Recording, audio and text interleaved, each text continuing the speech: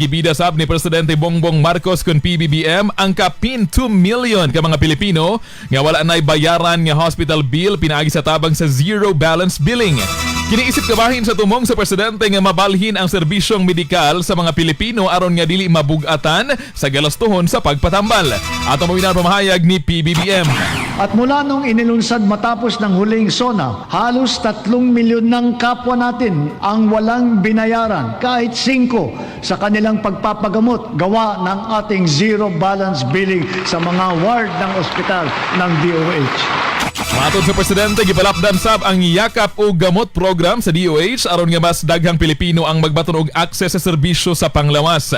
Samtang sa bahin sab sa sektor sa agrikultura, gi-highlight sab sa presidente ang mga programa alang sa mga mag-uuma diin kapin 400,000 ka mga yuta na ang gipanghatag sulod sa upat ka tuig.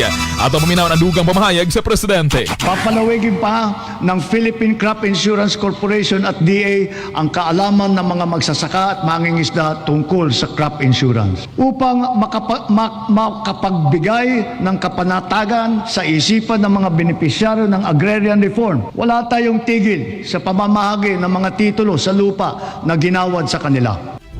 SONA.